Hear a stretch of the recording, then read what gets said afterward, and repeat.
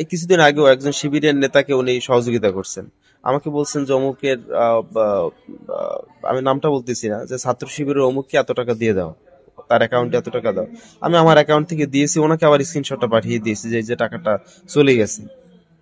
তো আমি বলতে চাচ্ছি যে প্রত্যেকটা এভিডেন্স আছে। আবু বকর মোহাম্মদ আব্দুল্লাহ তিনি মানুষের ষড়যন্ত্রের ফাঁদে পা দিয়ে নিজ সন্তানকে তিনি নিজ সন্তানের ব্যাপারে তিনি বিভিন্ন মিথ্যা অপবাদ দিয়েছেন।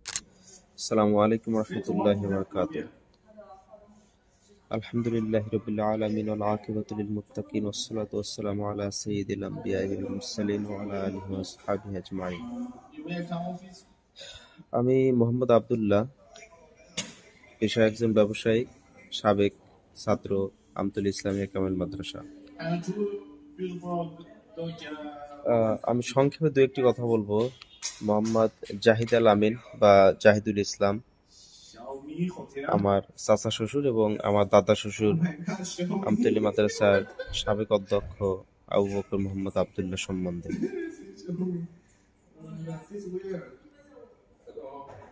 আমার চাচা শ্বশুর জাহিদ আল আমিন উনি দীর্ঘদিন যাবৎ লন্ডন জার্মানিতে বসবাস করেন, উনি জার্মান নাগরিক।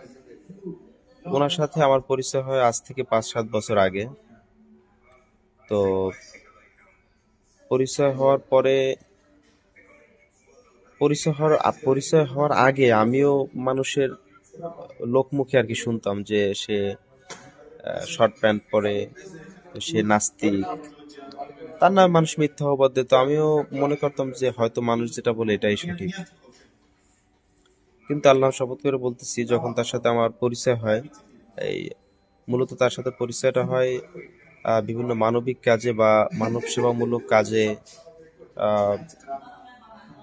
সেও জড়িত এবং আমিও জড়িত। এই জায়গা থেকে আর কি তার সাথে মূলত পরিচয় হয়।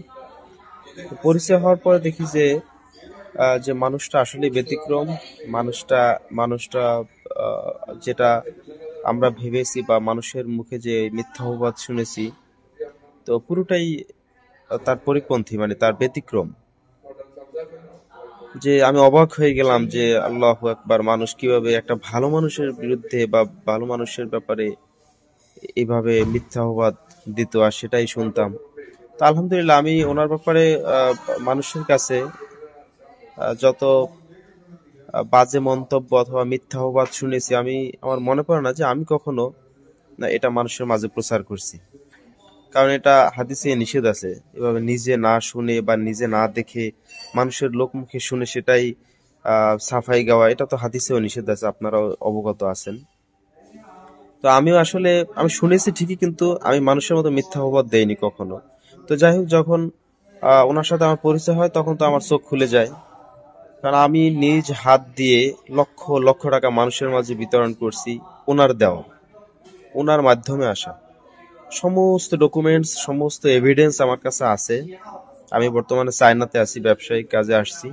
যদি কারো দেখার প্রয়োজন হয় বা যদি দেখতে চান তার আমল নামা, তার সাথে পরিচয় হওয়ার পরে তার যে আমল নামা, মানবিক যে তার সাহায্য সহযোগিতা, দিন তারিখ ক্ষণ আমি লিখে রেখেছি, আমার এক্সেল শিটে আছে।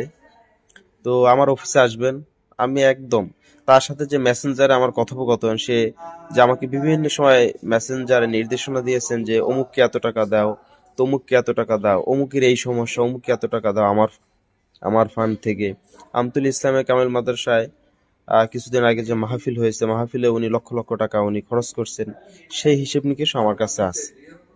উনি মানে এটা এমন না যে আমি একটা এক্সেল শিট এখন বানিয়েই আপনাদেরকে দেখাবো, এটা এমন না। কারণ হচ্ছে ওনার সাথে আমার যে মেসেঞ্জার কনভারসেশন হয়েছে, সেটা তো আপনারাও দেখতে পারবেন যে উনি কখন, কয় তারিখ, কয়টার সময় আমাকে মেসেজ দিয়েছেন, এবং আমি যে ওনার নির্দেশনা অনুযায়ী বিভিন্ন জায়গায় টাকা পয়সা দিয়েছি, মানুষকে সহযোগিতা করেছি, সেইটাও স্ক্রিনশট আছে। আমি দেখা যায় কাউকে বলছে যে এই কিছুদিন আগেও একজন শিবিরের নেতাকে উনি সহযোগিতা করছেন। আমাকে বলছেন যে অমুকের আমি নামটা বলতেছি না, যে ছাত্র শিবিরের অমুককে এত টাকা দিয়ে দাও, তার অ্যাকাউন্টে এত টাকা দাও। আমি আমার অ্যাকাউন্ট থেকে দিয়েছি, ওনাকে আবার স্ক্রিনশটটা পাঠিয়ে দিয়েছি যে এই যে টাকাটা চলে গেছে। তো আমি বলতে চাচ্ছি যে প্রত্যেকটা এভিডেন্স আছে। আপনারা আমাকে অনেকে চিনেন, আমার সম্বন্ধে জানেন। আপনারা জানেন যে আমি আমার জীবদ্দশায়, আমার এই 30 বছর বয়স, এর মধ্যে আমি কারো ক্ষতি করি নাই। আমি মোহাম্মদ আব্দুল্লাহ, আমার পিতা মোহাম্মদ জামাল হোসেন। আমার পিতাকেও অনেকে চেনেন, আমাকেও চেনেন। তো আসলে আমি আমার অন্তরের অন্তরস্থল থেকে দুঃখ প্রকাশ করছি এই জন্য যে আমার দাদা শ্বশুর আবু বকর মোহাম্মদ আব্দুল্লাহ, তিনি মানুষের ষড়যন্ত্রের ফাঁদে পা দিয়ে নিজ সন্তানকে তিনি নিজ সন্তানের ব্যাপারে তিনি বিভিন্ন মিথ্যা অপবাদ দিয়েছেন। তো আমি আশা করছি যে আল্লাহ সুবহানাহু ওয়া তাআলা তাদের উভয়কে বুঝদান করবেন এবং তারা যেন অচিরেই এই ষড়যন্ত্রের ফাঁদ থেকে যেন বেরিয়ে আসতে পারেন। আপনারাও দোয়া করবেন। আর এই তো এই আর কি। যদিও আমার ভিডিওটা লম্বা হয়ে গেছে, আমার কথা কাজে বা কোনো ভুল ত্রুটি হলে আপনারা ক্ষমাসুলভ দৃষ্টিতে দেখবেন। আসসালামু আলাইকুম ওয়া রাহমাতুল্লাহি ওয়া বারাকাতুহু।